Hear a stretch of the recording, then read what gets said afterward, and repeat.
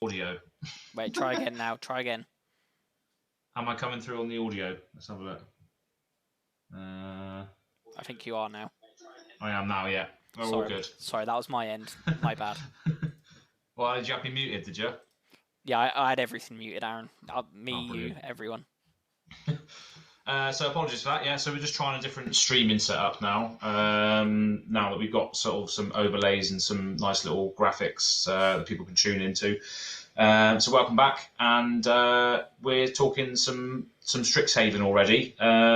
It's I can't believe we're already seeing some stuff coming through already. Kaldheim hasn't even started yet, and I'm thinking, oh, what can I take out of my Rakdos Demon Berserkers on Arena now? Yeah. Well, Rakdos Demon Berserkers was a Kaldheim deck. You need to throw it in the bin. There is no Rakdos, so goodbye. That's the end of it. Yeah, that's exactly that. That's it. That's the pain coming through now. Standard pain. But yeah, from what we've seen so far, it looks quite good. So I guess we're just going to go through that, aren't we, today? And have a look at some other stuff. So yeah, the plan is just go through Wizards' announcement and yeah, just discuss, see what we think. Yeah, definitely. Are you ready to go back to school, Aaron? Yeah, I think I've still got a lot to learn. So yeah, I'm open to it. All right. I didn't do any homework, but. So we're just gonna be looking at this article that's straight from the mothership website, Daily MTG. It was released on the 18th. It's 5 days ago now, and they wrote it in like they had their fun little take on Kaldheim with pretend swearing. This is if they're giving you like a little tour around the Strixhaven school. Yeah. So I'm not sure it says there, right? But yeah, Strixhaven is apparently coming out March the 25th. So we've got just over a month to wait until it's out. That's mental. And if you think normally we've got the week before that is the pre-release. And then there's 2 weeks of previews. Yeah. So I'm pretty sure previews are about to start literally like any day now. Like that's ridiculous. That's. I'm still getting over Varagoth in standard. I know this feels like the quickest a set has ever come out. Like from when the other one is. I don't know whether I've just been so excited with Kaldheim. It feels like it's still so new, or yeah, I don't know what it is. It's ridiculous. I just miss the times that we had a nice little break where we could just enjoy what was going on. There wasn't many cards, but now it's just product after product after product, isn't it? Straight in your face, and it's because they know people are going to buy it. I guess. I mean, I'm all for these different planes and realms and all this sort of stuff, but I'm hoping they've got the manpower to support it going forward, because I know what your sort of thoughts were on not Zendikar, maybe Zendikar, but Kaldheim. Do you feel they sort of rushed it? Potentially. Recently? There is evidence that Kaldheim was rushed. Namely, the story spotlight cards not actually matching up to the great story we had. The one that I know of, I'm going to have to try and find it now. There's a card on Kaldheim that's a story spotlight card that shows Kaya fighting Vorinclex in the Tyrite Sanctum, which doesn't happen as well according to the story. I can't remember what the card's called. Do you know? I'm not sure. Maybe someone can help it. Maybe someone can help us in the chat. But I don't remember. No. And as Lou said, we're getting Strixhaven spoilers, and Time Spiral 2 isn't even out yet. No, that's ridiculous, isn't it? What, and Time Spiral's coming out first? Yeah. Like, I know it's a reprint set, but you'd still think they'd get that out first, and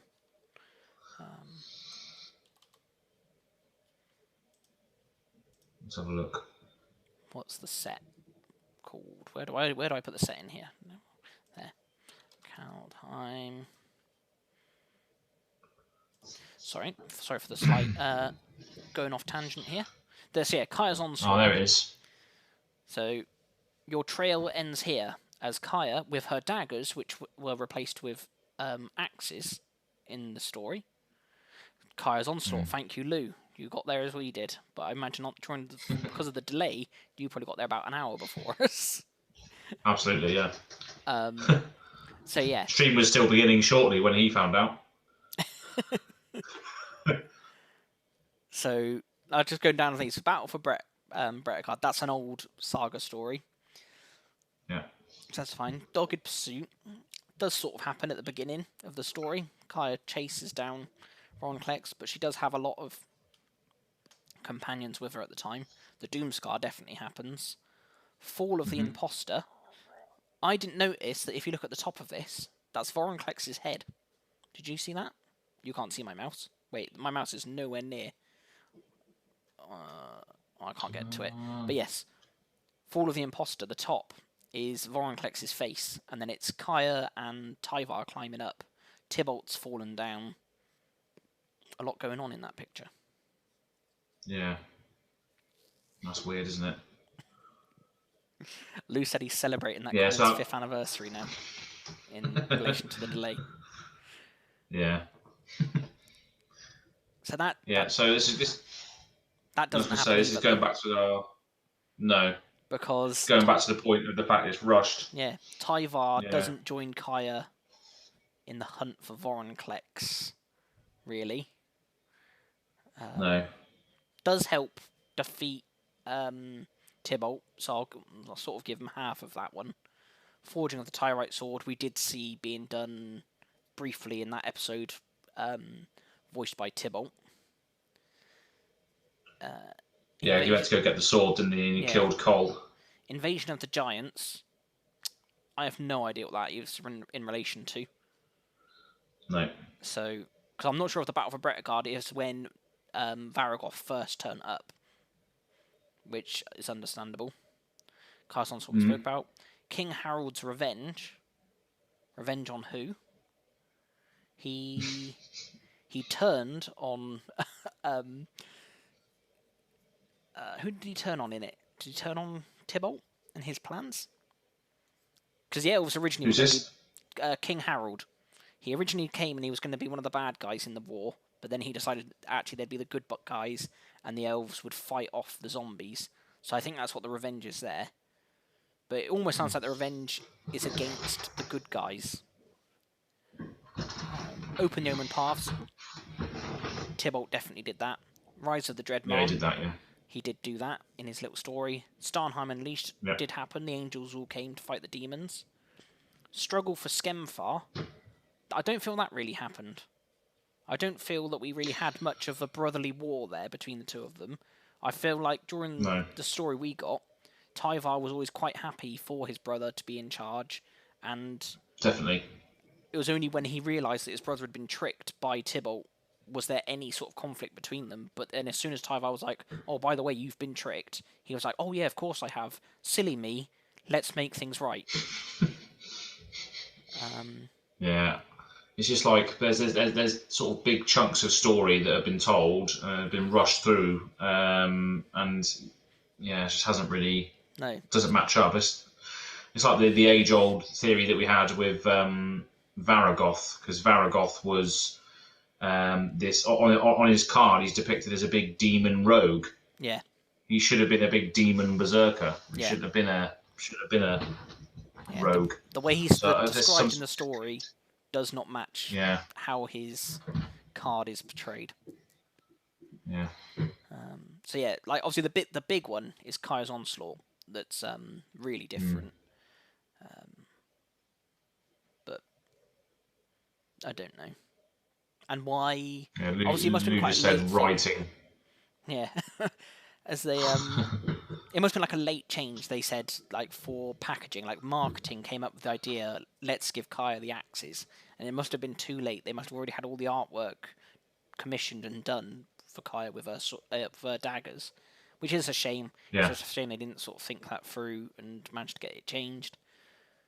Understandable, but yeah, not the best. But anyway, Kaldheim's over. We don't care about that anymore. We're on Strixhaven. No, it's gone, yeah. We're on Strixhaven now, guys. And we're not actually on Strixhaven, because what is the plane called that Strixhaven is on? Do you know? Are we supposed to know what it is? We do know what it is, but I don't know how much they've publicised this, because I can't find it very easily. So is it on a planes chase card? Oh, I don't think so, no. We might know No. of it a little bit from... What was it called? Jumpstart, our favourite set. But I don't even know if that's true. That might be... I might have made that up. Anyone's guess? Well, the answer is I have no idea. So it's... Arcavios, I want to say, is the name of the plane. And Strixhaven is just the name of the college that's on it. So, Right. There we are. Fun fact. Arcavius. So yeah. Which, annoyingly, Arcavius just sounds like archive, which is a place of information, which is what a college is. So, I don't know. It's just one of these things, it's like... Arcavius has never been named before as far as Lou knows, and Lou knows, so he knows. So there we are. Arcavius is new. Yeah, I've never heard of it either, to be fair. I wasn't sure if it was like where the weird books were and the Sphinx and stuff in the well-read. Yeah, well-read Jumpstart, that's it. Yeah. So that's just a fun thing. But yeah, I just don't like that naming. Why call something... Like, the whole plane now has to basically be about learning in every shape and form. Like, we can't be like, oh, right, so there's the college, and over here there's actually like this like World War II going on, but the college don't care about it. Because it has to be a learning thing, because we're on Arcavius. Yeah. So it'd be a war for knowledge. Yeah, it's like the whole plane was designed for knowledge. Yeah. It's a bit weird. Yeah. So, let's get on to it. Strixhaven has 5 colleges. No, that doesn't sound right, does it? Yeah, there are 5 colleges, which also doesn't sound... 5 houses. 5 houses, if you want to call it Harry Potter World. So there's 5 colleges to choose from, depending on your area of study. So let's have a look at them. First up, we've got Lawhold, which is for historians. So it's the red and white college. So best colour in Magic.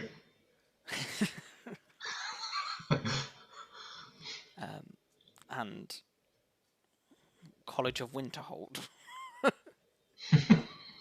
Says Lou. So yeah, it's a Lawhold, have their slogan, leave no stone unturned. And yeah, like I say, it's historians. They use sort of arcane scripts and to sort of fuel their magic. And it seems like it's like an artifact theme to them, which I think seems a bit novel to red and white. Oh, absolutely, yeah. Equipments and artifacts, but maybe in a weird sort of way. But hopefully, rather than just equipments, it should be something else. Yeah, it seems like it's not going to be equipment. It seems more like them raising ancient artifacts to help them. If we go down a bit more, you see this Lawhold command. It's a bit small, but in the background you can see this big giant warrior. And it just sort of looks sort of magically infused. It's like made of stone. Looks like an old, just old sort of statue that they've managed to bring to life to fight with them. They've got scrolls that turn into machine guns. So let's see where this leads. Maybe the plane is in a book. It's an interactive textbook used to teach aspiring mages. What? Oh my god, it's like Inception level. Yeah. 3 pages deep. Yeah. What I do like, though, just from this first one, you can see there's like some owl humanoid sort of thing, top right corner. Also the elephant humanoid. Just like to see creature humanoids. Just obviously are prevalent on the plane. So it'll be interesting to see what they all are. Whether or not they'll just be called elephant and bird. Whether or not they'll call them snakes and naga. Will there be differences? Will it ruin some tribes? Will it make some tribes upset? Who knows? Yeah, so there used to be obviously the Loxodon, which are the elephant people, Yeah, and the Avens as well from I can't very very old. Like they're probably just bird. They're probably just gonna be called birds now yeah. instead of Avens. I think the Avens in general were just referred to as bird. Oh, were they? All right. I'm trying to think whether the Loxodon were. Were they specifically named as Loxodon? Oh no, yeah, they were elephants. Yeah, your elephant soldiers Is it? and clerics and what have you. Yeah. So I Yeah, guess you're still going to elephants. have that sort of Yeah. you're still going to have that sort of creature type and class type to fit in with obviously Dungeons and Dragons set going forward as well. I expect. They're not going to print any haste cards in Strixhaven because you're not allowed to run in the corridors. But there's always rule breakers. There's always rule breakers. So Yeah, that Silver Quill College, their rule breakers, all right. so yeah, the law holds are diligent researchers and daring adventurers, passionate scholars obsessed with history. They explore the past by poring over archaeological artifacts and summoning long dead spirits. For some students, the past is a rich tapestry worthy of disciplined study, while others wear that tapestry like a cape as they jump down into a forgotten tomb. Their motto is "Leave no stone unturned." And we've got a command for them. So for 3 red and a white, you get an instant where you choose 2, like all commands do. Yeah. Create a 3/2 red and white spirit creature token. Creatures you control get +1/+0, gain indestructible and haste until end of turn. That sort of blows up lose theory right away. Law hold command deals 3 damage to any target, and target creature gains 3 life. Or you can sacrifice a permanent to draw 2 cards. Seems alright. I don't know if it's great. Probably good in limited. I don't know. Yeah, in limited, yeah, they'll all be pretty good. All these cards because Yeah. they've just got so many options on them. But yeah, I mean, well, especially this one. The Boros one is 5 mana. Yeah. It seems very It's expensive, doesn't ridiculous. it? I think it will be. Obviously, it will Yeah. be good.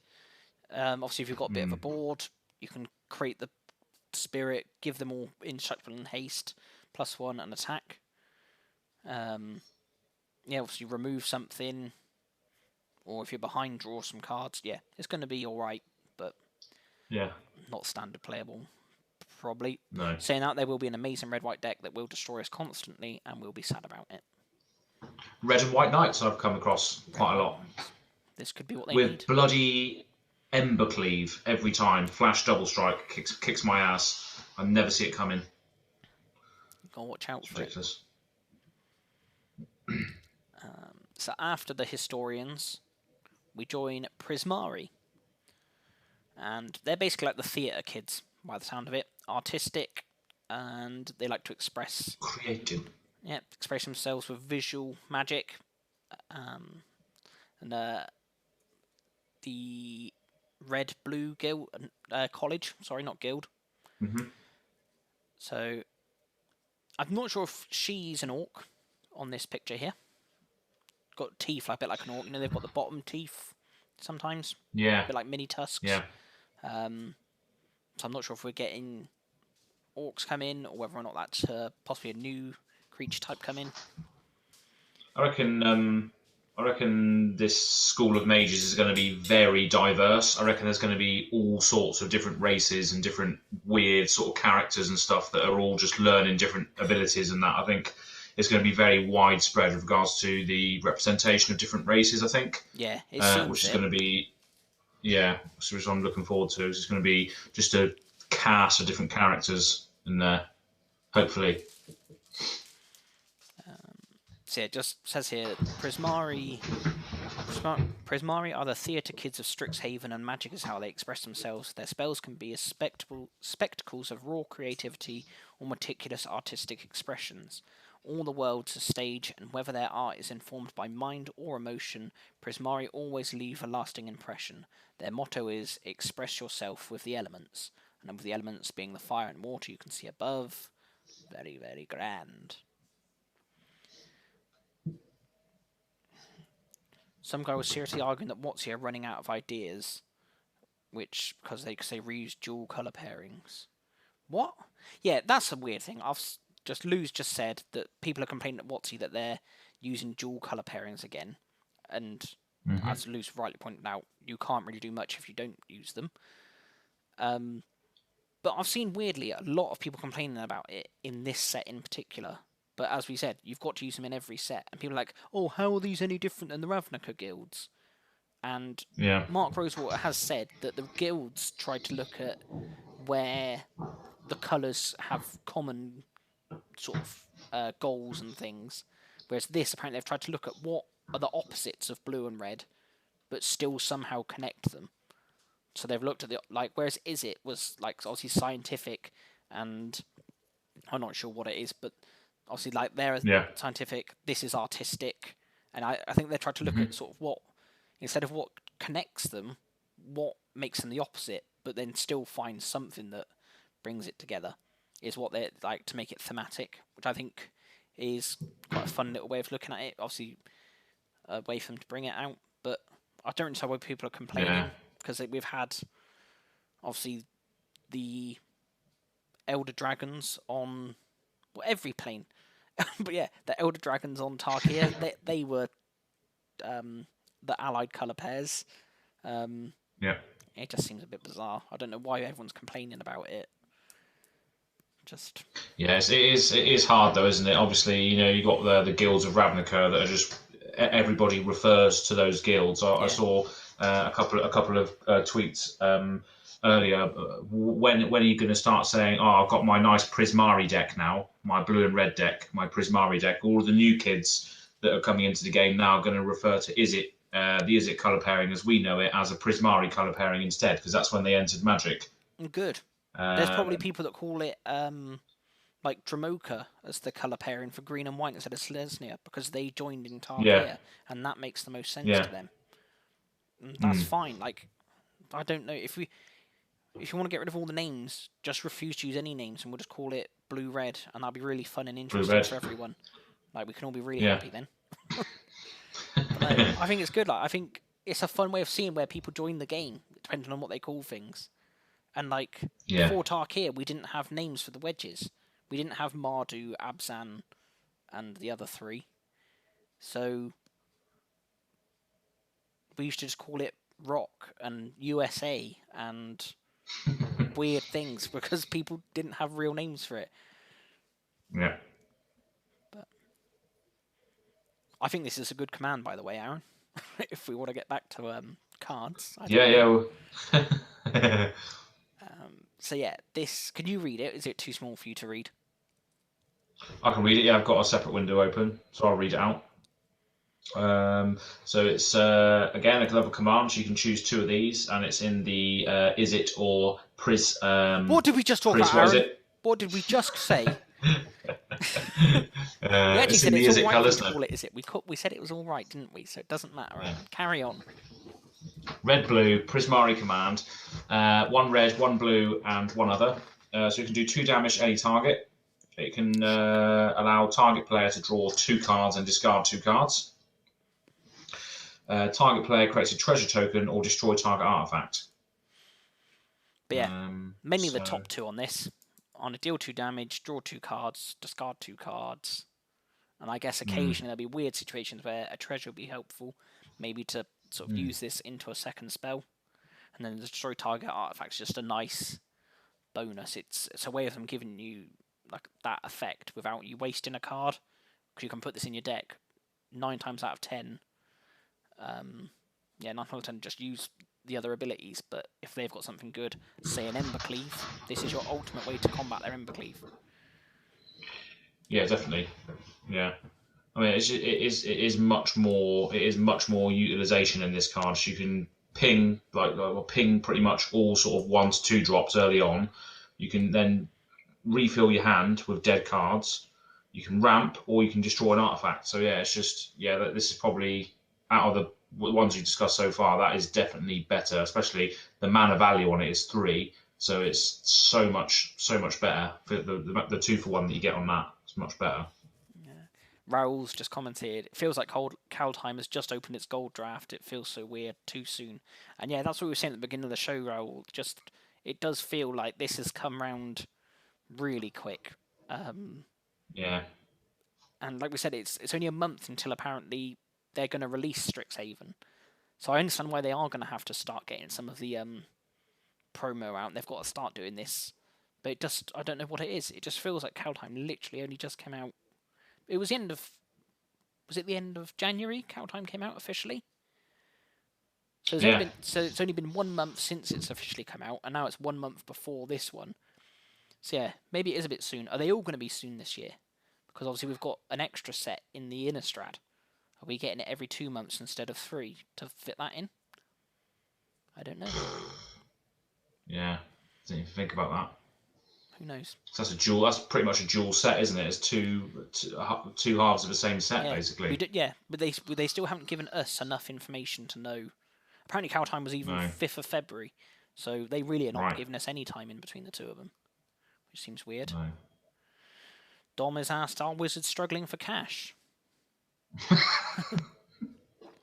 Well, I doubt I think they might be. I doubt it. How can they be struggling for cash when they release this much stuff? Everyone's out there buying booster boxes constantly. They've got to be laughing on the way to the bank. Yeah, but... And they're not paying the story staff anything. No, they're not. Joking, of course. I'm joking. Oh, dear. Sorry, what were you going to say there? I was going to say, but all of us are playing Arena for free, because I haven't spent any money on it yet at all. I'm absolutely kicking ass with Platinum tier. Don't worry, I'm pretty sure it can be done. I'm pretty sure Dom pays to make up for us. I'm pretty sure he's sat there buying gems. But I don't think he has for a while. I think he's got so good at drafting, he just plays for free now. Yeah. And yeah, Lou said it's not that they're struggling, they just know they can pump out cheap quality garbage and bank off of it, like every card and foil since 2018. Wow, that's a scathing review from Lou. A scathing review. Savage. But yeah, definitely the best card that we spoke about so far out of the two we've done. Yeah. And I really like the artwork on it. It's probably a bit small for people to see there, but it's just a nice array of characters portraying a nice, all the elements of their... Yeah. It's obviously a very good performance. I think it might be Joseph and the Technicolor Dreamcoat they're putting on, if I'm not mistaken. It does look good. Yeah, looks like there's some ice in there, lightning, fire. Yeah, they got it all. And Lou's going to start smoking his cards, so we're going to see if it turns out there's some like highly hallucinogenic drug that they've put in every card. That's got to be in there. So the next one we've got is Quandricks, and this is green and blue. So Quandricks, math is magic. Math magicians, as they like to call them. They study patterns, fractals, symmetries to command power over the fundamental forces of nature. They'll solve a Rubik's Cube while contemplating the metaphysical properties of the universe and can recite every number of pi backwards. Their motto is math is magic. So they're clearly American, because it's math, not maths. Yeah. Which we learned at school. Did we? Oh, don't remember that. So yeah, all about shapes and fractals and stuff. Like I say, it seems very geometric in their approach. But it'd be good to see how it is. They haven't, like, I feel this is someone that they haven't really said much about. They just said, "Oh, it's mathsy," which is sort of what most, which doesn't help the stereotype of maths. Most people just think that, oh, maths is just, oh, mathsy. But as a personal mathematician, I was quite excited to see this, that they've given like maths its own little corner, and I'm a bit upset they haven't given us any more information. But I'm excited to see where it goes. Yeah, I can imagine there's going to be a lot of bookkeeping and a lot of sort of keeping track of what's going on if you're using Quandricks as your college and stuff. They should definitely do like a proper accountancy card for it, and it just be terrible.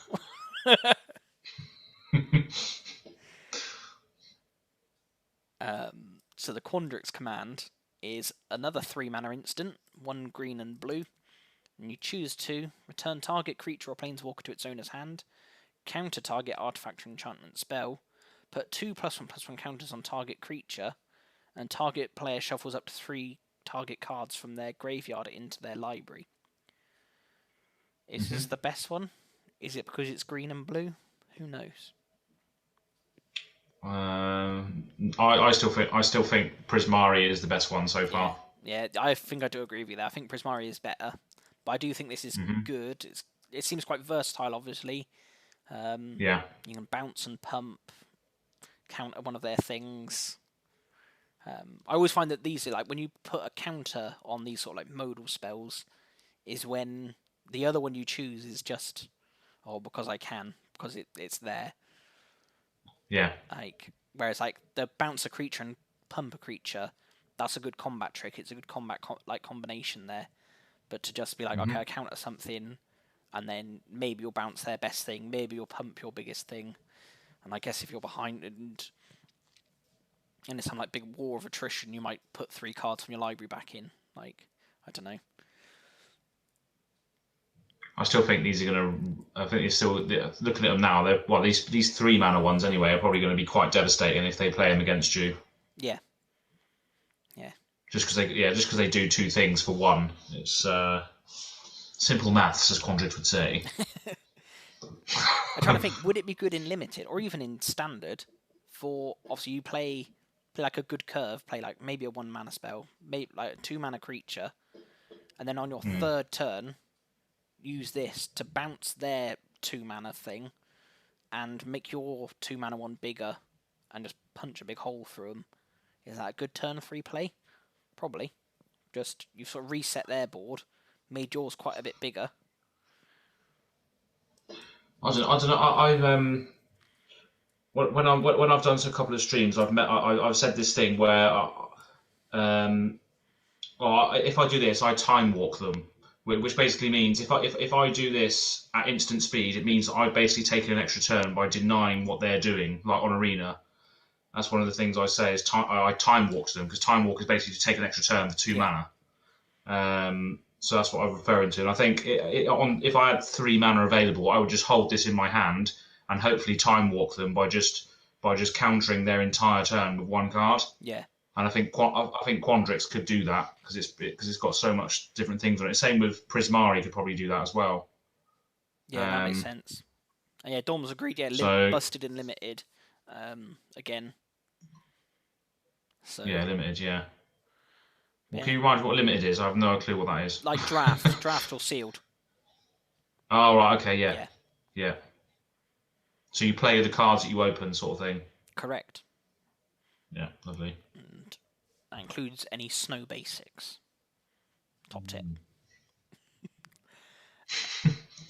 So yeah. Reciting every number of pi backwards. Come on, guys. We know it's infinite. Let's not get silly with this. That's my one big gripe here. Let's think of something more fun and interesting to say about maths than that nonsense. So now we come to Silver Quill. Sharp style, sharper wit. Join us, crackheads. Yeah. So yes, these are the literary scholars. So swirling around him there, it's meant to be like ink. So they use the ink as magic, which I think is quite a cool little take. Which I think in general they've done quite well with that. Like obviously the maths they've used like geometry. This they've used ink, and I think it's quite cool that they've just sort of tried to incorporate school things into the magic to make it work and stuff. Be interesting. Yeah. So yes, Silver Quills wield the magic of words from inspiring battle poetry to biting arcane insults. Stylish, intimidating, and tirelessly competitive, these mages are born leaders with a razor-sharp wit and natural charisma that can only be used for good. That can be used for good or ill. Their motto is sharp style, sharper wit. So yeah, they look potentially evil. Yeah, but what are their actual powers? What are they actually conjuring from their magic then? Is it literally just the words that they're speaking, or is it just... I guess that'd be explored in more detail, I guess. Yeah. Well, I hope so. Because if they're literally just shooting ink at people, then it's not going to do much damage, is it, surely? Well, Aaron, how about ink demons, which you. Ink demons, yeah, they would So- do some damage. Or ink octopuses. So in the bottom left of this little picture here, it's quite hard to see on Yeah. that. It's a bit small, but they're little ink demons. Let's see if we can get it up bigger on here. Can we see them? Strixhaven. I'm just trying to zoom in on here as well. Where is it on here? We can go. Oh, the one underneath the woman's feet. Underneath the Yeah. women's feet. Yeah, here. Is that better? Is that any clearer? Probably not much clearer. Yeah, the little tiny ones. Yeah. Oh god. Oh, yeah, zoom right in. There we are. These things here is what I'm on about. And she's got one up on her shoulder as well. Oh, yeah. She's just got some sort of snake one. Interesting. There's also light as well. They're not just ink. There's some sort of light that they can conjure. I think this is one of like the interested to see what that is in terms of in terms of it, like, I don't know. They're clearly going to be the bad guys in the story. These are going to be. Yeah. I don't know who's going to be the good guys, but these are definitely not these ones. There might be a nice twist at the end. It might be unlike any other wizarding school story you may know, where the leader of the bad guys turned out to maybe not be bad and maybe was a double agent. But that might happen or might not. We don't know yet. Yeah, it's going to be. It just seems like it's too obvious though that they're going to be the bad guys. Yeah, I do agree with you there. Like, it is just a bit too there, but we'll see. I do like their Shakespearean rough as his shoulder pads, which I think is quite cool. Yeah. The art style on it's really good. Yeah. So the Silver Quill command is 2 white and a black, sorcery this time. Choose to target creature gets +3/+3 and gains flying until end of turn. Return target creature card with mana value 2 or less from your graveyard to the battlefield. Target player draws a card and loses 1 life. Target opponent sacrifices a creature. Aaron, what's mana value? Mana value is basically the new take on converted mana cost. So hopefully they just want to change it to make it more sort of accessible to people that are getting into it. And I guess it takes up less space on the card. It's the same with shuffling the library. That's now being changed to shuffle. Do the shuffle. Instead of just shuffle. Yeah, do the shuffle. Shuffle. No more instructions required. But yeah, no more instructions required. Exactly. I do get it, and I do think it will be easier for new players. Like they sort of said, converted mana cost sounds trickier than it is. It sounds like you're going to have to look up in some ledger of what the converted mana cost of this is, and you're going to have to equate it to other things. Perhaps be a graduate of what was it called up here, Quandricks, to figure it out. But mana value, nice and easy. Go get your mana value. Yeah, it's 4. Nice. I think a lot of people were welcoming the change as well, because I think everyone pretty much refers to it as CMC anyway. Because people have dumbed it down anyway. So if mana value is better, which it pretty much dictates exactly the same meaning and phrase as to what converted mana cost is. If not, it's more clear. The mana value is the value of what the pips add up to. So yeah. I don't mind. I was trying to think, could it not just be casting cost? I think they used to use casting cost, didn't they, back in the day? Equal to its casting cost. I swear they did, yeah, actually. Probably. There's some weird times where that doesn't. And also people get confused. What if you had a card that says, like, you can cast this for 1 less for every artifact you control, and you're like, okay, I only cast this for 2 mana, but its mana value is 4. Do I pick 2 or 4 in this situation? Who knows? Yeah. All right then. Maybe not. But it is hard because it is just a concept. You've got to, and I understand they need to make it as simple as possible for new players to understand. Yeah. But I'm sure. So what? To me, mana value just feels. I feel like there's something else that's like it. It's not coming to my mind, but I'm thinking that there's something else that they already refer to as something similar to mana value. But I don't know what it is. And maybe I'm not. But it just feels to me like it's too similar to something else. But it probably isn't. let's carry on, Aaron. Read out So what I it mean, does. it's Sorry, carry on. you just read out what it does, though, Oh, did I? didn't you? Probably Yeah, did. Yeah, I did actually. Yeah, yeah. yeah. But what would it say otherwise? So it would say return target creature card with converted mana cost 2 or less from your graveyard to the battlefield. Yeah. Return target creature card with mana value 2 or less from your graveyard to the battlefield. I think, yeah, I think looking at it now, I think cost is better because it tells you the implications of how much mana you have to pay to play it. Yeah. That's the cost of the card, isn't it? It's the cost. Yeah. It's what it's going to cost you in resources to play. Whereas this one just tells you how much the card is basically worth. Mana value Yeah. is what it's worth rather than what it costs. And it's like worth and cost different. I was trying to think, does it make it easier? You know, they've had to recently change the cascade rule to do with double face cards. I was wondering whether or not this makes that easier or harder to understand, but I don't think it changes anything. I think, particularly for a new player, if you're starting to do that, you have no idea what you're doing, and you just have to get. No, I guess. Yeah, it's a weird one, but we'll see what. I'm sure there'll be some sort of. I'm sure there's going to be more cards with mana value on, so there'll be probably more discussion later on down the line with regards to that, but pretty much the same thing. Yeah. I think the key thing is that they've made it smaller. They're like in terms of less characters, therefore they can fit more in the text box to have it do more things. So you can have maybe give a creature haste as well now, where before there just wouldn't have been room for it. No. But overall, I think this is quite good command. Talking of it as a card. Yeah. Just card draw. They can sack a creature if they're only playing big stuff. You can give something flying and +3/+3. That's pretty big to just smack them hard. No doubt, whenever you go to do it, though, they'll have a 1/1 blocker and it will all be pointless. Yeah. When they do it to you, you'll have nothing and cry. Mana cost is shorter than mana value.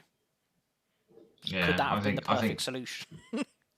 I think so. Yeah. Just drop converted, because it is. It's the converted bit that makes it sound confusing, that needlessly. And I think maybe mana cost could have been all it needed to be. Yeah, because the only reason why they say converted is because they obviously need to count the actual coloured pips as well as the number, don't they? So that's where the conversion came from. But yeah, mana cost would have been much better. Right? Yeah, just get rid of the converted. Just keep it as mana cost. Well, I don't know why you have to put value in there. Yeah, it's a bit weird, but yeah, I think all of these. I think we've got one more after this. I think all of these will be pretty good in a sort of limited format, but I can't see them doing anything else outside of that. Even in a standard game, they'd be pretty good. But I don't think they'll be EDH playable. These ones in particular. No, they all because the other commands they won't. Yeah, I find a lot of the commands. There's some that are real like EDH staples, but a lot of them they don't do it because they're still a lot of time still only like 1-for-1 effects. It's just you get to choose which 1-for-1 it is. You can choose does it hit a creature, an artifact, or a player directly, or something like player disruption or resource disruption. Mm-hmm. So, but it's still only 1-for-1, like more often than not. So I just feel like you're not. Although it gives you the flexibility, you don't have to waste a single card that says destroy target artifact. You now have that, and if there isn't a good one to destroy, you can do a myriad of other things. But all the time, they just never feel quite powerful enough when I put them in a commander deck to think, oh, that was worth it. They're flexible, but not powerful. Exactly. Sus of my situation. Yeah, but I think in a 1v1 game, when you can choose two options to potentially go off on both options, is much better. Yeah. In 1v1. So I'll just quickly side note onto that. How are you finding 1v1, Aaron? After I don't think you've ever played it before. Yeah. No, I've never played it before, apart from obviously pre-release events, but that was like 15 years ago. Loving it. It's really good. Yeah, it's definitely making me assess things a lot better now. That's cool. But then saying that, I do play black and red aggro, so I'm just attacking every turn basically. So I don't really assess too much things. But I don't know. You say yeah, that with your black and red, obviously you've got to assess what the best thing to remove is. Like yeah, sometimes that's not straightforward. You've got to sort of think out what are they going to be doing sort of long term and work out sort of the best things. Yeah, I think there is a lot more to it. I think you are right. When you play 1v1, sort of, it's down to you personally to sort out the other opponent. Obviously, whatever you don't deal with, they just get. Whereas in a yeah. 4-player game, you cannot deal. Like I could just say, "Oh, I won't deal with Josh's big monster," and just hope that you'll sort it out later. Mm. Whereas, like you're saying, in 1v1, you really don't have that choice anymore. You've got to just sort it out.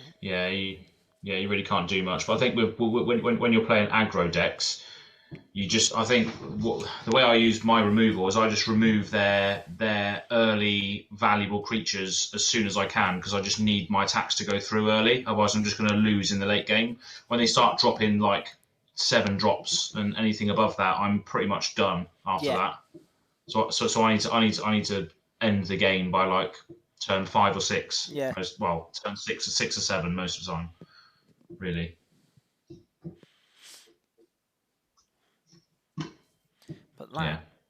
that, if we were better Magic players, we could have a nice discussion now of the different lines of play that an aggro player can take during a game. But unfortunately, Yeah, I just don't know. we just see the red and we just go for it. We just go for it, yeah. Just We attack.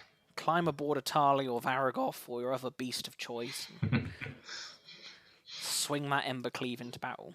Have you not got an Embercleave in your deck? Have you not got the free Embercleave you get? Did you get that in your welcome packs? Your welcome decks? I was just thinking you should whop that in there, son.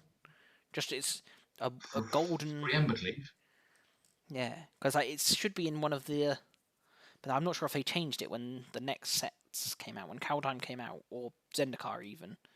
I'm not sure if they would have mixed up what you get in the opening sets. To be fair, I haven't done any of the colour challenges. I've only done the Liliana one. That's it, and then I just went straight into standard. That might be where it is then. I think maybe if you complete all the colour challenges, that's when they give you a free Embercleave in one of them decks. It's going to rotate out though soon, isn't it? Not till the end of the year. Not till. Oh, end of year. Not till Innistrad, I think it is. Yeah, it'll be when Innistrad comes out. It's when they'll rotate. So I started taking out like Ikoria and Eldraine because I thought, they're going to end soon, but they're not. Then still got a while. I still would say it's not really worth burning too many wild cards on them. I would like personally. Fair. Eldraine is such a good set. It isn't a bad thing to be burning wild cards on it. It's renowned. But yeah, personally, I'm now looking to minimise the amount of wild cards I'm spending on Eldraine, Ikoria, the core set, and Theros, and just looking to get as many Kaldheim and Zendikar cards as I can. Yeah, same here. Whenever I get a pack, whenever I've got enough gold, I always get Kaldheim packs now because it just fits in with the Berserker strategy as well. There's no other sets that really support the Berserkers, and Bloodsky Massacre, I've got 4 of them in there. And it's just so much value for Berserkers. It's ridiculous. I haven't seen any other players either playing the same sort of deck that I do, so I'm really chuffed about that. Same. I've been playing the ladder, admittedly not as high as you, Aaron. I don't like to brag about it, but I'm still down in silver. I'm still squalor in silver. And yeah, no, I don't see it much. I don't think I've come across any black and red decks, and if I have, they're definitely not all in on the Berserker theme. Oh, Josh. It's just so good, so fun. What's Josh? It feels like 70% of standard is Kaldheim. I feel like 90% is Eldraine. Discuss. The 10% is Dimir Rogues. Oh god, Dimir Rogues. Aggro is a good matchup for them now, though. Now that I've got some good cards, Dimir Rogues are just getting their asses handed to them now, which is good fun. We're going on a massive tangent. So we've got one last college to speak about. Witherbloom. Yeah. So Witherbloom, get your hands dirty. Witherbloom's are goth biomages, which none of the other ones have decided to like go with Stereotype. yeah, stereotypes to be thrown in there. Like I know they said about theatre kids, but that just literally means someone studying theatre class. Whereas this, they've decided to just, I don't know, just say all the goths only like undead biomancy, and I just think it's not fair. Some goths All like the maths. goths love getting their hands dirty. Yeah, I just Those dirty goths. Yeah. Which we don't. I used to be one. Josh used to be a goth as well back in the day.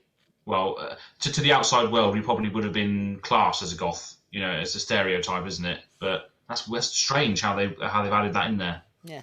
Very strange. Some goths listen to Cascada. It's true that. They love the rave music, don't they? Yeah. Like cyberpunk and all that sort of stuff. Anyway, yeah. So what do they do? They draw power from the essence of living beings. Whether that means enhancing nature or exploiting it. So either pump it up, green, or kill it and draw its power, black. So there we go, that makes sense. Witherbloom mages are most at home riding zombie crocs. Crocs? Yeah, that is what it says. I don't know, for some reason as I said that, it didn't sound like a real word, and I think it's because of them stupid shoes. That it just makes Crocs doesn't sound like a real thing. But they are literally talking about zombie crocodiles here. Picking herbs for potions and hanging out in their swamp making grim jokes. Their motto is get your hands dirty, as discussed. So they also have a swamp on campus where these lot just live. Again, yeah. I wouldn't be too happy if I'd applied to college and they said, okay, now you go live in the swamp, purely because the subject you've chosen. I'd think that's a bit... Get out of my swamp! Yeah. Oh dear. But the little creature... Yeah, I've got a bit of an issue with that though. It's just like, they're goth bio mages. They get their hands dirty. They're dirty. They go live in the swamp. Yeah. It's just like, come on, yeah, that's a bit weird, isn't it? Maybe it's because, yeah, like you say, being from a goth past, we just think, hey, we don't need this stereotypical bullshit in our lives anymore. That was 10 years ago, 20 years ago now, nearly, for some of us that are older.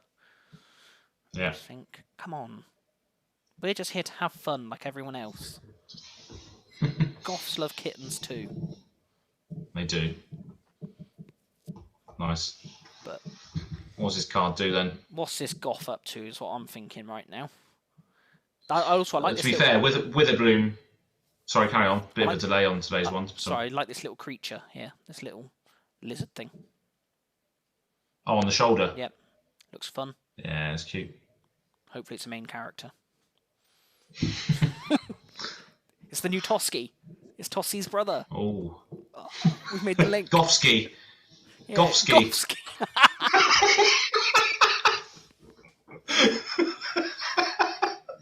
That was a good one. That was a good one. You got me.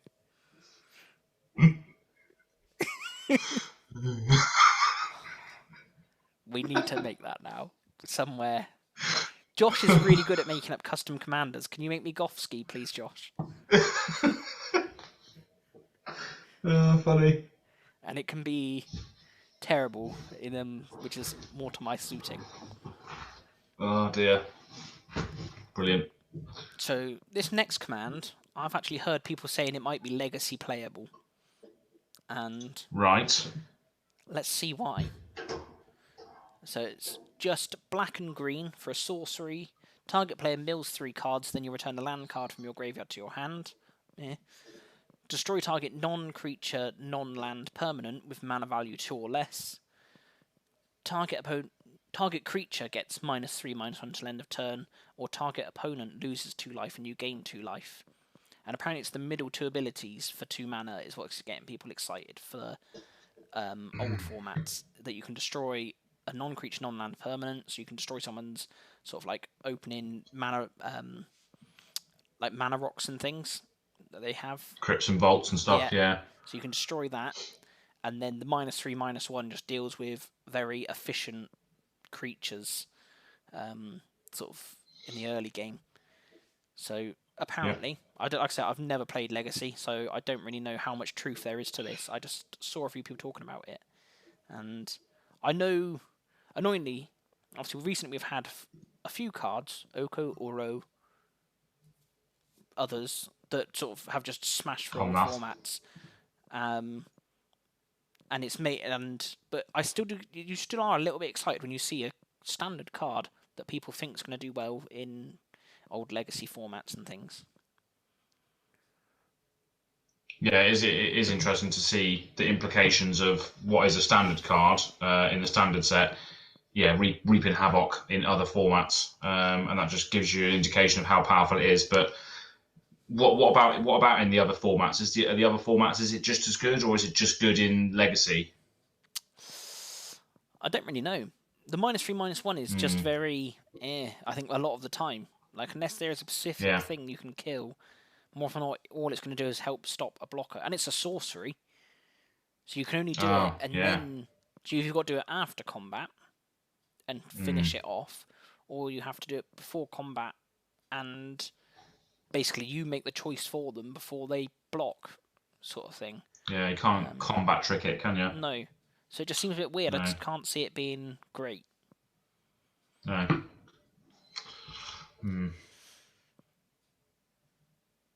Yeah, I don't. Yeah, I mean the non-creature, non-land permanent could be quite good in some circumstances, but yeah, I don't see. If it was instant, it probably could be a little bit better, but yeah. I don't think why it wouldn't. So what's your favourite then? Favourite, I think for me, is the Prismari one. I think just deal 2, draw 2, discard 2, and then you can bolt on the other 2 if needed. Is good, and then Quandrick would be. Yeah, I think that's the best one. But yeah, you agree? Yeah, definitely. Yeah, I agree. We'll see. Definitely. We'll see when literally those 2 never see play, and the other 3 are all get banned in every format because they're too good. But hey, we have fun. Oh, I'd love to see a Lawhold command get banned. That'd be ridiculously funny. But 5 mana Boros instant gets banned. Yeah. You can't even get it. You can't even get it with Sunforger. It's rubbish. If you can't get it with Sunforger and Boros, there's no point. What is the point? What's the point? But yeah, no, some cool insight into what the schools, sort of flavors we can expect. So we've got the sort of goths that live in the swamp. We've got the Silver Quill, which are basically just they look like Slytherin, don't they? Like so they're trying to be the cool pure bloods. Yeah, they're trying to be cool. Yeah. And we've got Quandricks, which are all the sort of nerdy, intelligent people. Prismari, the sort of drama students. Artists. Yeah. And Lawhold. Again, it's just boss. Who are they? What? Just boffins. I guess it's sort of that, history. It's I think it's just the genuinely clever people. Like they're not nerds. They're just the people that are actually just genuinely clever. Well, if we just go through these very quickly, then. So I think they may have actually maybe called upon subjects in school. So obviously, Lawhold is history. Yep. Prismari is, arts and crafts and drama, maybe. Yeah. Quandrix is maths, obviously. Yeah. Silver Quill is English. Yeah, English and literature and stuff. English and literature, and then the last one is biology. Biology, science. Yeah. Biology, science. So they probably looked at the school subjects and thought, "Wow, how can we do this?" Yeah. And this is what they've come up with, I guess. Which is cool. It's a shame there's no sort of geography one in there, like sort of lay of the land sort of thing. But that would just be mono green, I guess, wouldn't it? Yeah. Yeah. How would you do that? Green. Yeah. Ramp. That's it. Search live for basic land. Let's play Tat. Using my geography skills, ramp. Yeah. No, I can see why they didn't do that. Nice. Which college do you think you'd go to? Not out of these ones. Which one would be your choice? Which would you be applying for? So we'll have a look at obviously the packaging and stuff and what sort of. So I don't know whether if you go to an event whether you choose a sort of college. I don't know how that works. I'm not sure how, or whether that's been done in the past, where you choose like a guild or something like that for pre-release or what have you. I think they are, Um, yeah. Maybe, yeah. But I think I'd probably go for Golgari. Well, in this case, with a bloom. Sorry. Whoops. Nah, I think Um, I'm going Quandrix. yeah, Yep. That's study maths and get it done. Learn the stuff, get learn it the done. trade. Yeah, I'm just gonna go sit in a swamp and get my hands dirty. Fair. Yeah, that'd be interesting. I think so. Yeah, blue and red is quite an interactive color, and so is black and green. Um, I don't think the others really. Well, we'll see, won't we? We've only got 5 cards to look at, so Yeah, there's a lot more of a set to come now. Who knows what we're going to get. yeah. But one thing I we just do kind of want... don't want to see it though. You don't want to see it?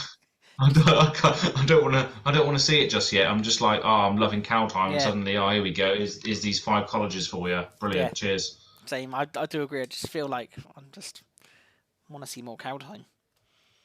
I wonder how. I wonder how this is going to be marketed. Obviously, Kaldheim obviously done all the sort of metal and everything, didn't it? Metal bands and that. I wonder if they're going to tie anything to this or do anything with this. Just a pretend lesson. It'll be like Yeah. like all kids have had to do like remote learning. It'll just be that. It'll just be Yeah. this little mini pretend lesson thing. And I think Wizards have a hunch, as well as what's going on in the world. It's like, oh, everyone's going to go back to school soon, hopefully. Oh, here we go, back to school with the colleges. Yeah. Brilliant. They know too much. Wizards engineered it. Fair, they had the Corona Godzilla they released as well, didn't they? Yeah, Death Corona, yeah. Yeah. See, they knew it all. Started selling for like $100 or something. Did it? Oh, Jesus. Yeah, I was watching Rudy from Alpha Investments. He said, oh, he's had loads of people buying out the Death Coronas. He couldn't get them anymore. I was like, what? What's going on? Stupid. Absolute nonsense. Some things people do. It's ridiculous. I guess it's because they said it was going to be like a limited thing and that they were going to change the printing and stuff. So just on the basis of that, it's a card that's not going to be printed as much. Yeah, don't know. Oh, so funny. So in the packs, we also get this mystical archive. So it says, whatever area of study you choose, you'll have access to a vast library of resources with spells and knowledge spanning all of magic. Some spells are certainly too dangerous and powerful, even for careful mages, but at Strixhaven we value knowledge above all else and thus have a library of historical spells to rival any other. This collection, housed in what we call our mystical archive, contains a litany of spells from simple mind spells to powerful and deadly spells, most shudder to look toward. We house them in our biblioplex, and luckiest Professor Onyx happens to be sifting through them several tomes right here with students Rowan and Will. Oh, who are they? Normally only humans get to look, but we'll make an exception for today. So we've got, it seems like a return of the Masterpiece series. So we've got Demonic Tutor, Opt, and Sword of Plowshares here. Yeah. So like we had the inventions on Kaladesh, we had the expeditions on Zendikar. It seems like we're getting instants and sorceries here, just based on these 3. We'll see how far that goes. So spells, and I'm sure I read somewhere there's going to be one of these in every single pack. In every draft pack, every draft pack at least. I'm sure that's what I read somewhere. And they're all going to be legal in the draft. If you open it, you pick it, it's legal to draft with or legal in your sealed pool.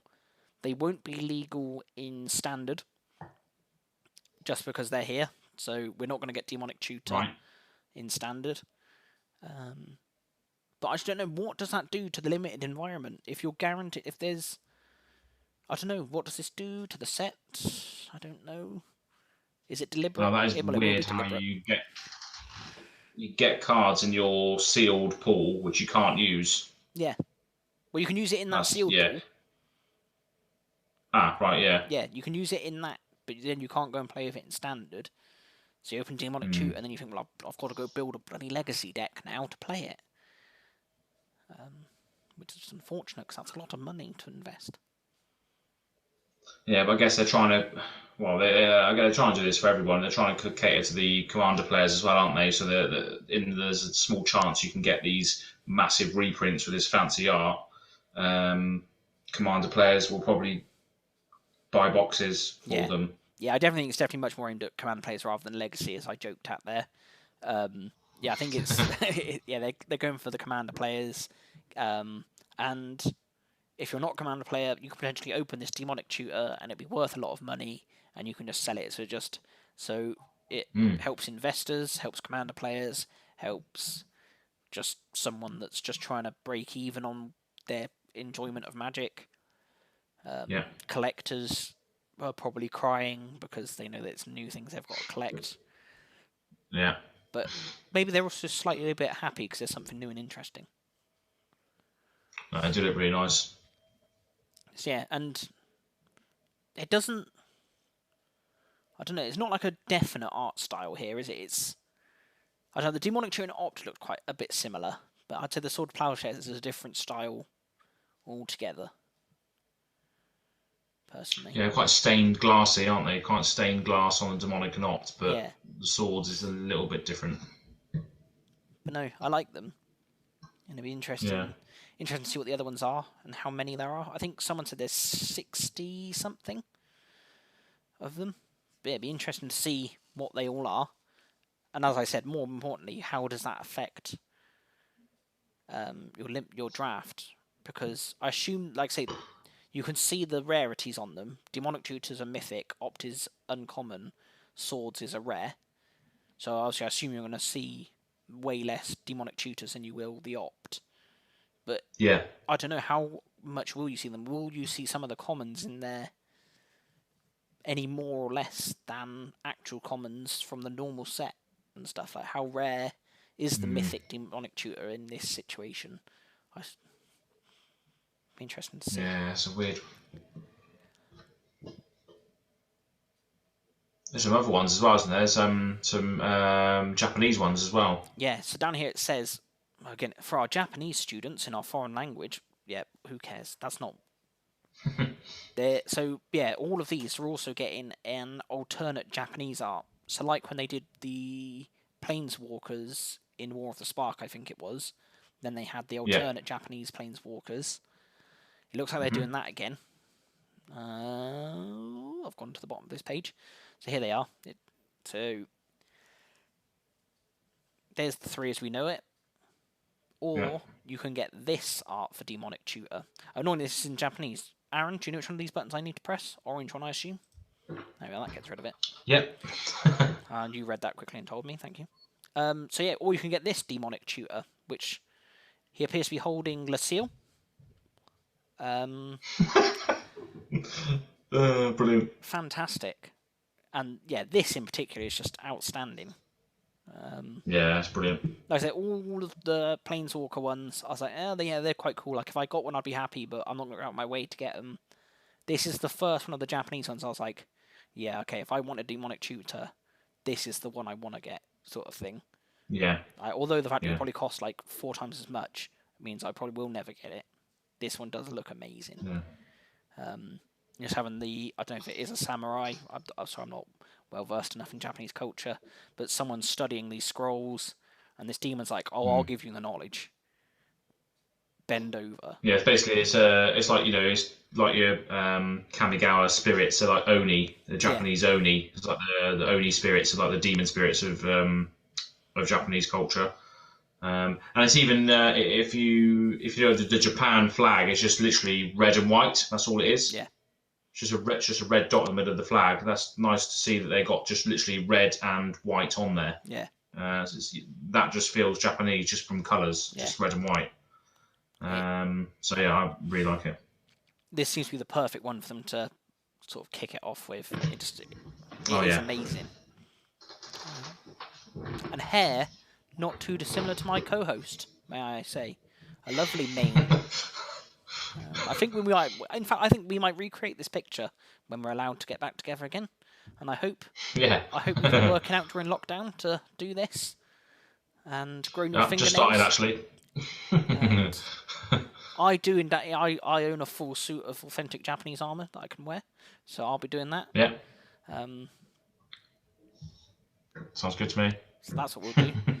Or you can have Yeah. this opt that's also very nice. Oh, okay. Not quite as Yeah. it's not as like, oh my god, but it's still pretty cool. Pretty cool. I think I do have the dress for that actually. I think you've already got these tattoos, haven't you? You've got these ones. Yeah, I got those on there. Yeah. Yeah. This looks like a mage that studied at Quandrick's. No, is that what it's called? I've already forgotten. And then the sword to plowshares is Just an absolute samurai warrior. Absolute samurai farmer who's just loving life. He's like, I'm going to toil the land, but I'm going to kick the hell out of someone if they come into it. But no, yeah, it's cool. Nice. Like, why are they doing all these cool Japanese arts? Obviously, like I say, they did them for the War of the Spark. They did this one. They had, I know they get the, I guess it's the Chinese one, isn't it? Where they get the Chinese New Year card, which this year was Seth Loom. Is that what it's called? The Minotaur Warrior. Oh yeah. Or Sethron, is it? Sethron? I can't remember. Some Heirloom Warrior or something like that. Yeah. So but yeah, just ramps. Everyone's going to want to go buy some Japanese booster boxes. Just thinking, do we open a shop in Japan? Is basically what I'm saying, Aaron, so that we can get hold of some of this. I just don't know how else we get hold of it here. Like, I don't know how easy it is for sort of UK shops to buy in Japanese stock, or is it just individuals that have to just go to Japanese shops, Japanese like LGSs online, and just order it and pay huge shipping costs to get over here? I don't know. Yeah, I don't know either. I mean, it's a funny one because Atlantic Games, when we went there to do our first pass turn thing, they said that they had Japanese War of the Spark, and they did. So I guess shops and LGSs still buy it in because they know it's going to be very popular and people want to pimp out their, well, probably EDH decks. A lot of people play now in stores now, or they did. But yeah, a lot of people do want to get these sort of alternate art versions. Yeah. So how far does this go? Is it obviously Japan are doing it? Wizards of the Coast Japan is obviously a segment of Wizards of the Coast. Yeah. Is there going to be a Wizards of the Coast in Europe that then do Bulgarian style art? But it is. I mean, it's many of the markets, isn't it? Obviously, Japan is massive on TCGs, so I guess that's just the perfect place to do it right now. Okay, yeah, it says here, the archive is open to all. You'll receive one copy in each draft booster and each set booster, and at least 3 in a collector booster. The Japanese alt art versions appear in Japanese draft set and collector boosters, and at least 1 will come in collector boosters in all languages. Okay, that's how we get it then, easily. At least 1 will come in collector boosters in all languages. So I'm assuming from reading that, I think if you buy a collector booster, you get at least 2 normal of these Mystical Archive cards and 1 Japanese one. And I guess you might be able to get a bit more than that. That's good. In Japanese draft and set boosters, Mystical Archive cards and Japanese alternate art versions appear at equal rates. So even when you open your Japanese box, only half of them will actually contain the Japanese alt arts, making them even harder to get through just buying Japanese boxes. Interesting. Both regular and Japanese versions come in foil. No, will come in foil, and found only in collector boosters in the new foil etch treatment. Jesus. Nice. Oh, there we are. 63 cards there. Is how many is in the set? 63 archive cards. So is that just one big sheet? You know the big sheets they do. So that's 63 cards. Yeah, probably. I think. No, it's more than that, I think. But anyway, they do it. But yeah, just interesting to see what the rest are and then what their alternate art is. Oh, I know, right? 63 reprints that aren't sort of unique to Strixhaven. That's pretty mad. And the fact that they're demonic tutors and opts and swords in there, it's are going to be a huge variety. I'm sure there's going to be more mythic cards. We're going to just be like, oh bloody hell! Maybe it's all the tutors, like Enlightened Tutor, Worldly Tutor. That's a All good those shout. will probably be in there That's a good because shout. they're spells, aren't they? Yeah, and it obviously fits the theme. Yeah.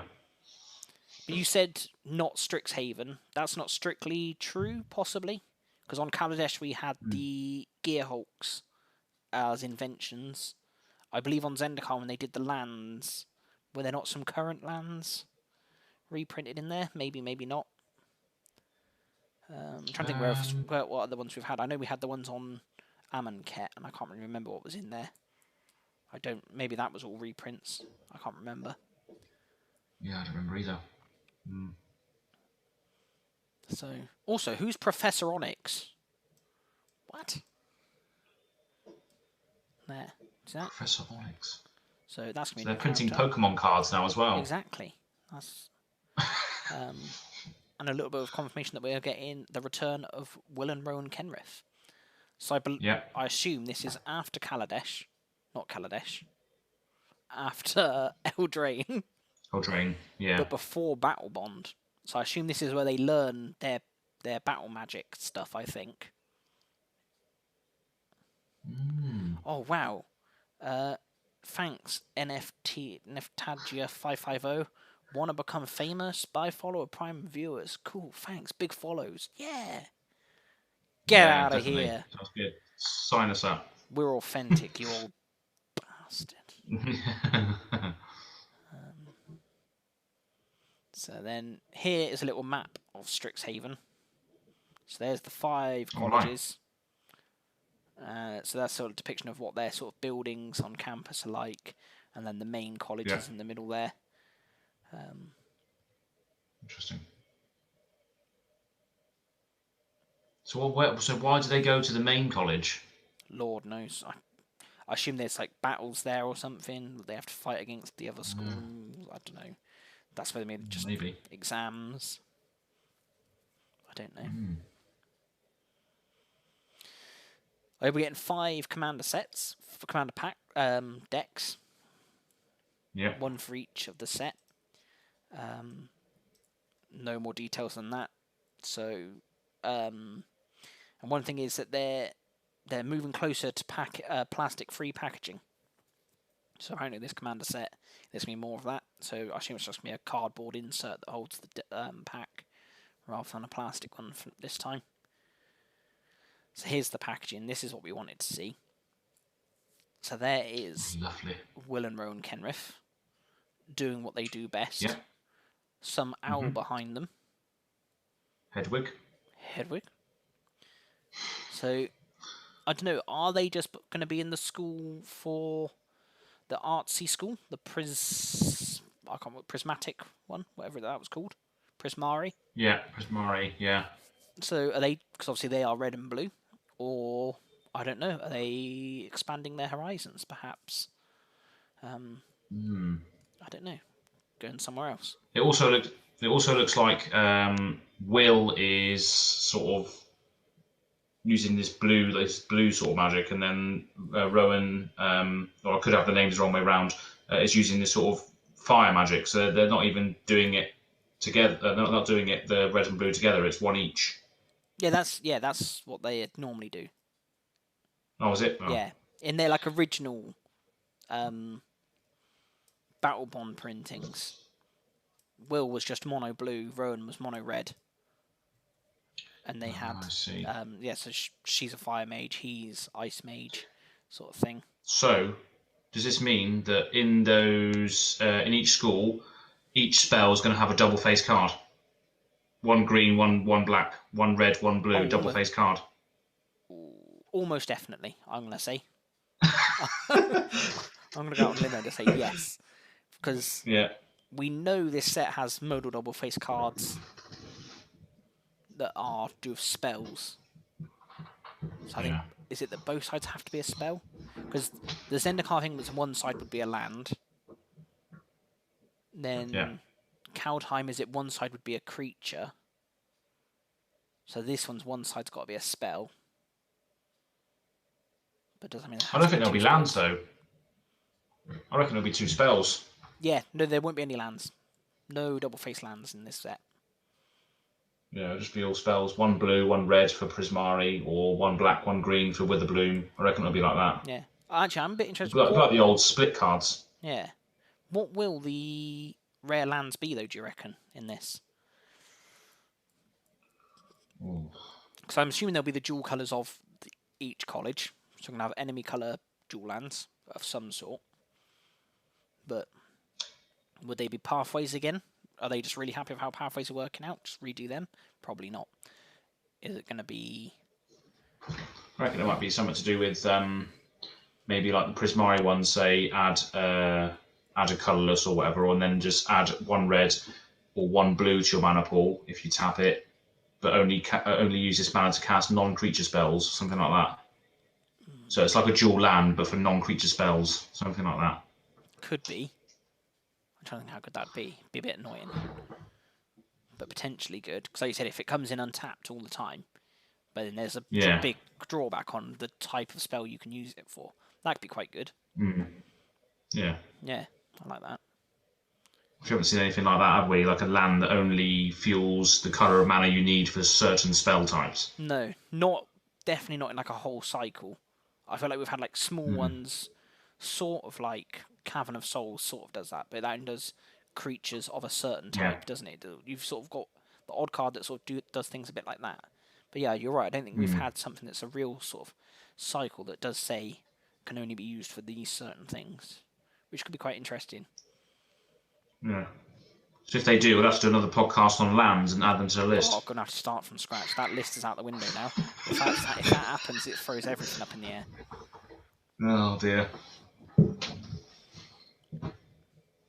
Nice. So we've got some collector boosters, which, I don't know, you can't see too much in there. There, it does look a bit like 2 of the college students having a fight. Whether or not that's organised, or whether or not maybe that's just a bit of a brawl in the sort of corridors. Maybe someone's just banged into someone like, get off me, man. That was my favourite book, and pow. But maybe it's organised by the head teacher, and it's like official. Yeah. It looks a bit official, but who knows? And I don't know. You sort of question what sort of school sort of encourages the kids to fight. Would they get a good offset? Yeah, I don't know. The sport? I don't think so. I don't think they're allowed to do that. We're not in the Victorian days anymore. So. Yeah, I don't know. It's gonna be interesting to see who like the villain is or what the story is of the whole set. That's for sure. Whether there's going to be a sort of Phyrexian in each set going forward now, or what the situation is with that. Have you seen Jingatax's foreign exchange student going around? No. It's just that, and I can't even remember what the ability has. Just nonsense abilities, and then just that meme that's like, "Hello, fellow kids." So hopefully that is the story, that Jingataxis just turns up as a student willing to learn.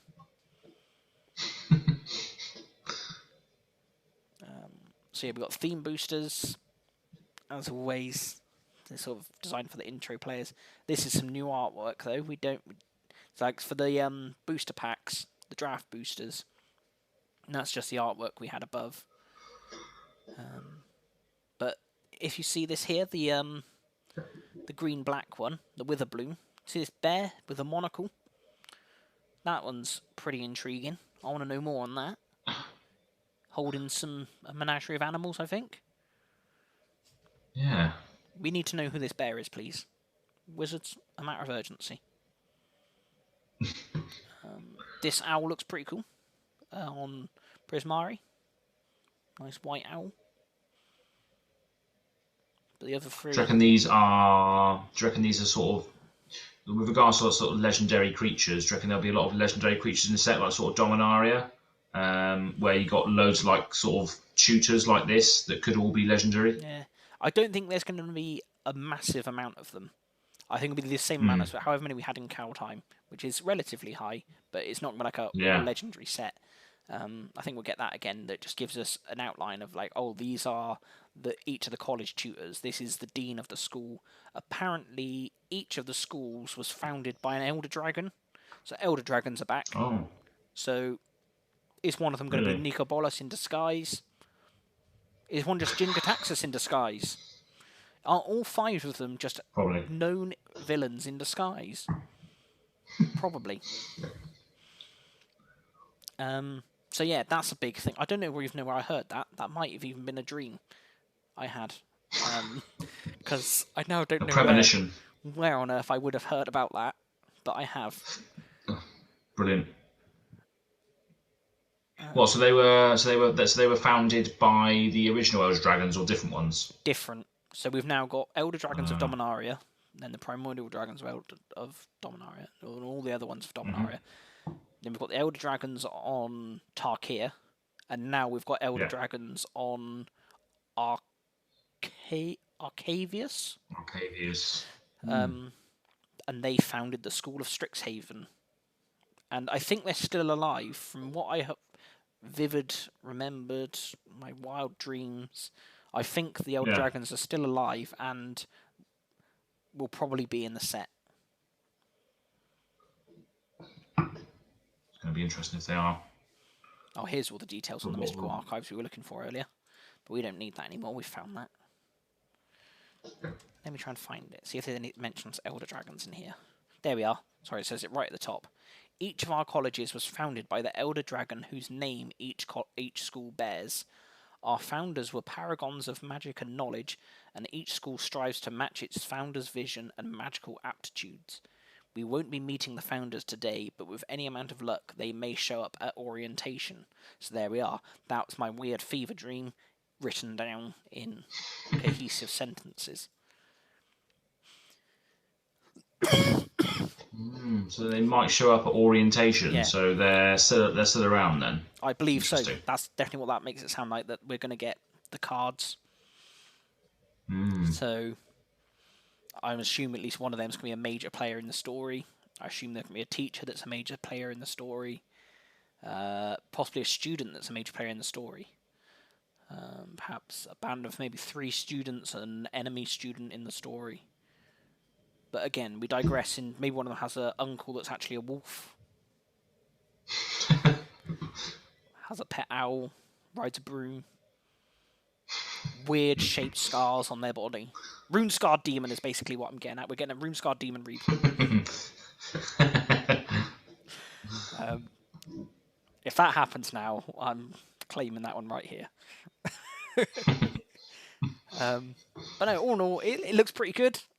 We've also not got masses of information to us we'll get really excited about, but just enough to just sort of get us excited, enough to just sort of think, yeah, I want to go here. I want to. Once I've tired of battling Vikings, I'll sit down and study. Yeah, definitely. It does it really good. I mean, obviously we had obviously comparisons to Harry Potter. I mean, I don't see any Harry Potter in this set at all. No, and I didn't think there ever would be. I didn't think there ever would be. No. It'd be too easy for them to get sued. Like, why would they risk? Like, they're just not. And also, like, Wizards, like, we've seen them create millions, like, not millions. We've seen them make a lot of worlds based on nothing, just complete fabrications. We've seen them base it on Egyptian, Norse, Japanese, Greek mythologies, and still they feel so unique. You can go, like, the Theros, it feels very Greek, but you still know that there's so many elements of it that are so magic and very different. And yeah, I think this is the same. Like, I didn't think for a second we were going to get a reskinned Harry Potter, because we know that that's not what Wizards do. And just hopefully they will do a story that shines enough spotlight on it.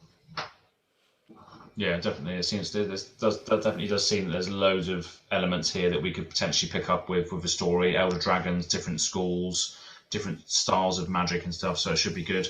But with regards to Harry Potter, is there anything that obviously must have been inspired by some elements of Harry Potter? Yeah, there's no way that people on the design team couldn't have had an element of Harry Potter in the back of their mind. Like, as much as they either would have been told, please ignore it, or please draw from it, or whatever, there's Yeah. no way that something that big they wouldn't be able to get out of their head when they were designing a set like this. So do you think? So I was just going to ask: is there anything from Harry Potter that you want them to sort of try and replicate in this, like in regards to a card or a creature or a character? Do you reckon they should try and replicate? I don't know whether they could try and replicate sort of Quidditch somehow. Yeah, some sort of Whether they could, sport. yeah, like obviously it wouldn't be Quidditch; it'd be a completely Yeah. different sport. But some sort of weird sport that they invent for this. Some For sort of house weird, games. some sort of weird sport that then, some house games and some rivalries spark that then causes a bit of trouble outside of the school, outside of the event, Yeah. which all boils over and stuff. Yeah. So I don't know. I think there'll be something, but I wouldn't be at all surprised if there's nods to Harry Potter in the set somewhere. There might be. Yeah. I don't know. Maybe there'll be a card, and the three kids on it will look a lot like Harry, Hermione, and Ron. Maybe or maybe there will be cards because obviously they've done that again. Like in the in all the sets, they have little nods to real life sort of mythologies and sort of they lots of like little weird references and things. So I wouldn't be surprised if they tried to do that. Or on the other hand, maybe like I say, I think it does come down to the legalities of it. If they're scared they're going to get sued because Wizards is Harry Potter's obviously a very active current IP that are trying to make as much money out of their current IP as they can. Why would they let Wizards just bank off of it? Whereas I don't think like Asgard are going to come and try and sue WotC for use of Thor. Like I know Marvel have got their like sort of take on Thor, but I don't think like anyone owns the rights to like ancient Norse mythology, whereas someone does very much own the rights to Harry Potter. If they try and split it off. Yeah, it's just the whole colleges and school thing, isn't it? Which is the main sort of reference, I guess. But what I really want to see Aragog, the giant spider. Yep. Of course you do. I'm hoping there's a giant spider in Witherbloom somewhere that they're just keeping locked away because he's a menace or something. And that's the one thing I wish they're going to bring in. What if that giant spider is actually Shieldred? Huh? Shieldred's there. Yeah. Angry. It's another trickster's. Yeah, the Witherbloom students are just like, oh, we don't want to, the big spider in the forest. You don't want to wake that up. We don't want to, just don't mess around with that. It's actually Shieldred, just weaving webs instead. You don't realise. I don't think what other good Harry Potter tropes there are. I guess if they brought the Dementors, if they could do like a weird take on a Dementor, like that, like be a fun reference. It's not why they're like things that guard the college, but are really menacing and just like sort of float there above the schools that are just really, really, really powerful, but really scary at the same time. Yeah, I know. I don't know. I don't like. I've seen Harry Potter. I've read half of the books, but I'm not so entrenched. I don't really know Harry Potter in and out to know of any like cool in jokes or anything that they could put in there. Like people have to point out everything that's in this set to me. And they were like, "Oh, like that's a little Harry Potter reference." I'm like, "Yeah, cool. I didn't know that." Yeah, I'm sure they'll come. I'm sure they'll come eventually.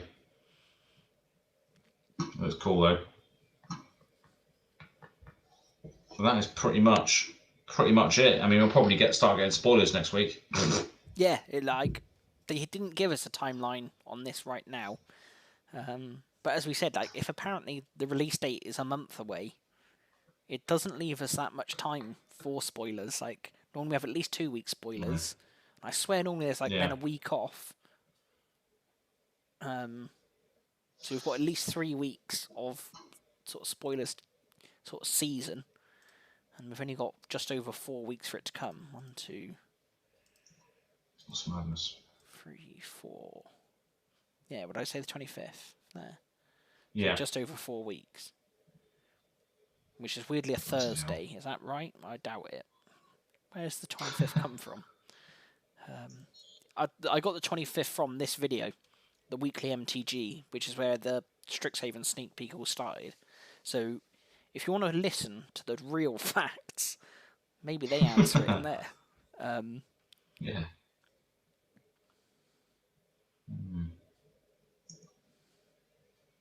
Anyway. It's madness. Oh wait, I didn't actually put it on screen, did I? Sorry. This weekly MTG Strixhaven sneak peek from the official Magic the Gathering channel is the. So if you want the real facts, go to Wizards, not us. But if you want the best ideas, come to us. Yeah, exactly. Yeah. So we're the Prismari. We're the most creative ones. Yeah. And even the Prismari using the blue and red hues, which amalgamate into pink hues. So definitely Prismari. We were doing it all along. Prismari. All along. Nice. That was a good one. So thank you very much for tuning in. Whether you're watching this in the past, present, future, different planet. It's been a pleasure having you here. And what are your thoughts on Prismari? What are your thoughts on Witherbloom or the colleges? Drop a comment in the section below and check out our other platforms as well. We're on Twitter, Instagram. We've got loads of stuff, so hit the little like and subscribe button as well, a little bell notification if you want to be notified. But yeah, we'll see you on the next one. Bye. Cheers.